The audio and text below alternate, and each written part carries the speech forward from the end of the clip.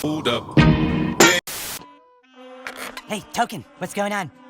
This is the brass section. Yeah, I know, I was noticing that you're kind of hanging out a lot with Kyle lately. Is there a problem with that? No, I think it's amazing. It's awesome that someone like you could be okay with someone like him, given all the new information lately. You know, the stuff that's come out about how the Jews stole the black race's identity? That the lost tribes of Judah were actually all Africans? You didn't hear about this? Black people are actually the Jews and people like Kyle have taken that from them? Stop talking to me. When the Jews came to America to escape persecution in World War II, they found that blacks were already the underclass in America, so they had to invent a story for themselves which they could make everyone believe because Kyle runs Hollywood.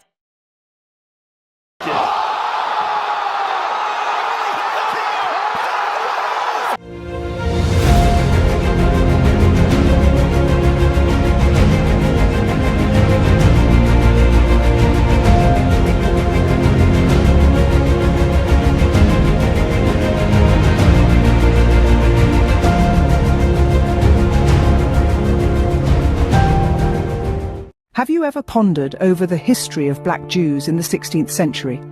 Well, the works of John Ogilby, a prominent British cartographer, translator and publisher from the same era, provide some fascinating insights.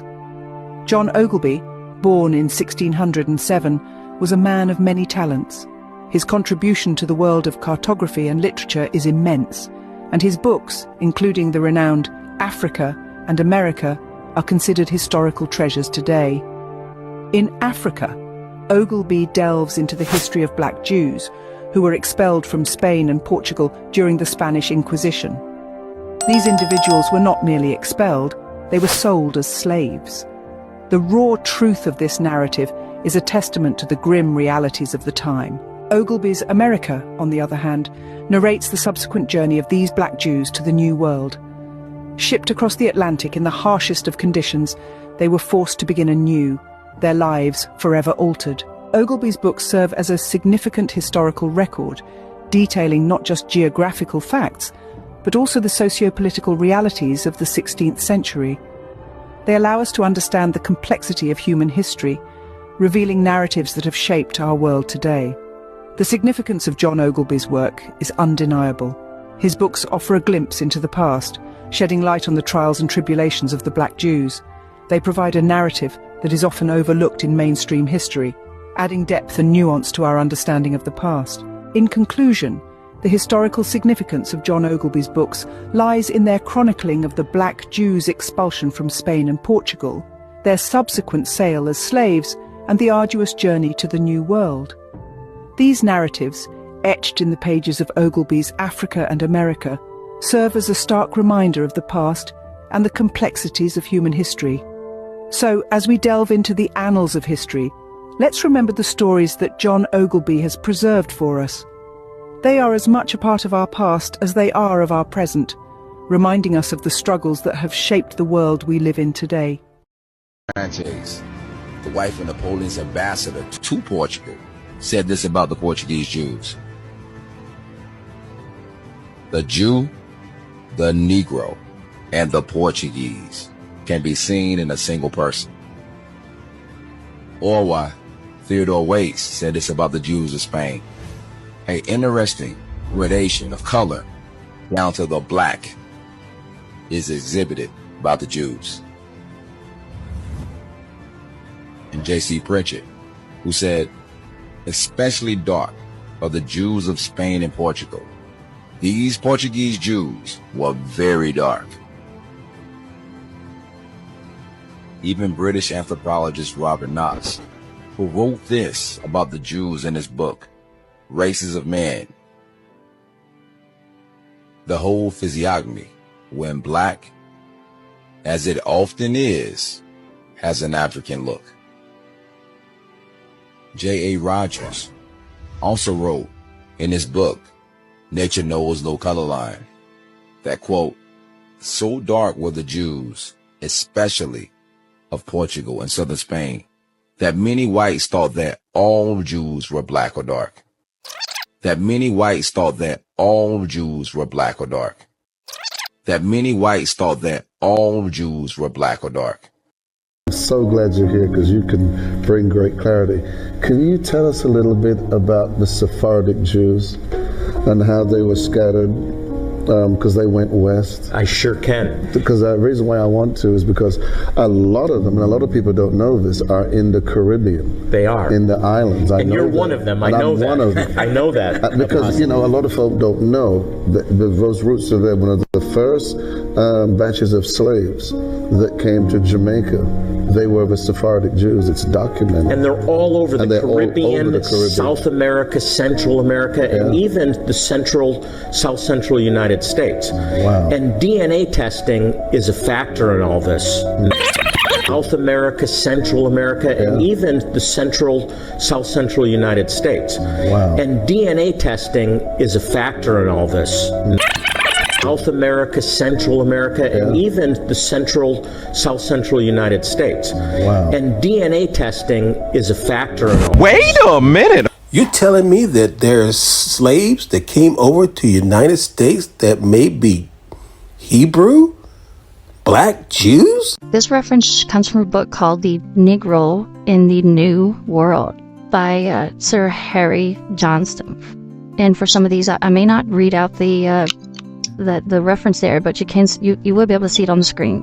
And if you want to see if you can find these references yourself, feel free to pause and write that information down, and then you can kind of proceed. So this one comes from, again, Negro in the New World. And we're going to go to page 27. This reference is just to establish the color of the Jews. So we're going to look at the color of the Jews. What I'm going to do, I'm going to zoom in, because on this page in particular, we want to go to page 27. And then we want it to scroll all the way to the bottom. And we're going to read the footnote on this page. All right, I'm going to read this one twice, just so that you understand what we read. All right, so this footnote, it's at the very bottom, and you can follow along while I read, but it basically says the Jews are composed of 3 or 4 separate racial elements. The Asiatic Negroid strain shows itself occasionally in the curly hair, the long eye, and in proportions of the skull. The Jewish hybrids with the Negro in Jamaica. And I know I'm going to mess up this name, but we're going to look at it. Guanap reproduce most strikingly the Assyrian type. Let me read that again. The Jews are composed of 3 or 4 separate racial elements. The Asiatic Negroid strain shows itself occasionally in the curly hair, the long eye, and the proportions of the skull. The Jewish hybrids with the Negro in Jamaica and Guanat reproduce most strikingly the Assyrian type. All right. So this kind of just gets us started in linking the Negroes, the so-called African Americans, to being the Jews. So let's. Some of my recent work, if you read the hybrid very attentively, you'll have to go to the footnotes.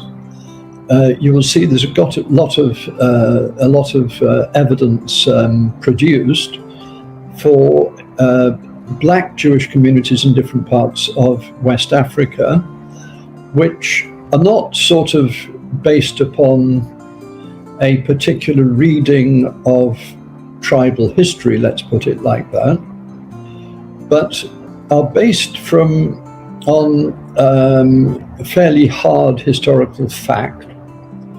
And this hard historical fact is the expulsion of the Jews from Spain and from Portugal at the end of the 15th century, subsequent to which a lot of Jews settled, first of all, in northwest Africa, places like Senegal, in the islands, which I'm sure you know about, Saint Tomé and Principe. Yes, sir. Principally.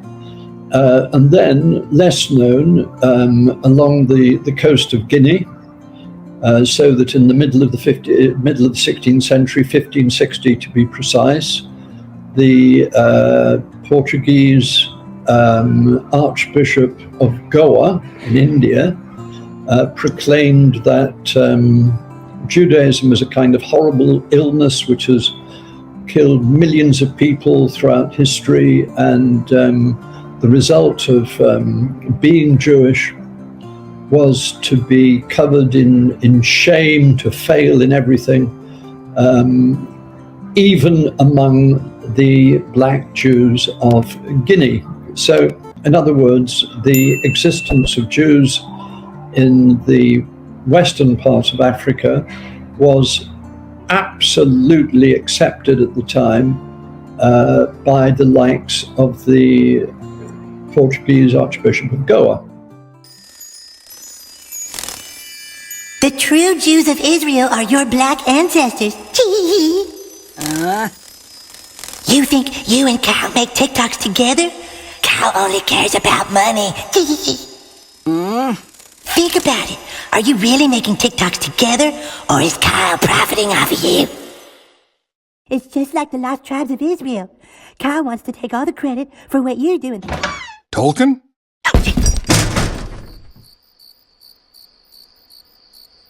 Message! Hey, Token, what's going on?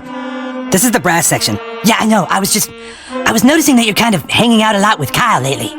Is there a problem with that? No, I think it's amazing.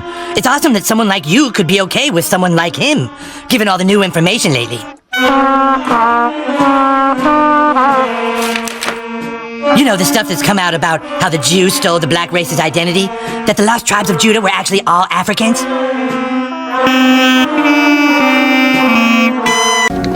Message! Our next guest is a world-famous rapper and artist who claims that Jews run Hollywood. What exactly do you mean by that? Well, mostly I just mean that Jews control everything we see on TV and the movies. And why do you not want to show your face right now? But not just because there's this one Jew, his name is Kyle, and he can totally retaliate me because he's like runs Hollywood. Yeah, and Jews try to silence people all the time, especially black people. Yeah, especially black people. Just because of all the new information lately. The new information about how the chosen people were actually Africans. So, you know, black people have really been hurt by the Jews. What are you watching, honey? I have no idea. Knowledge.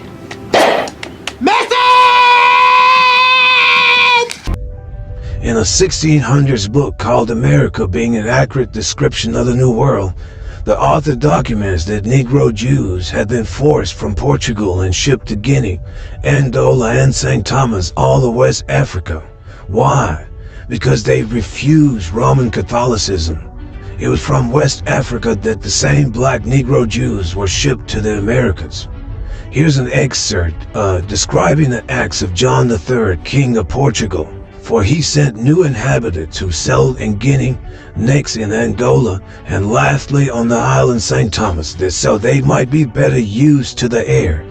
That the said king sold all those Jews for slaves that refused to embrace the Roman religion, and caused their children to be baptized, from whom coming thither in great number, most of the present inhabitants were descended. Wake up.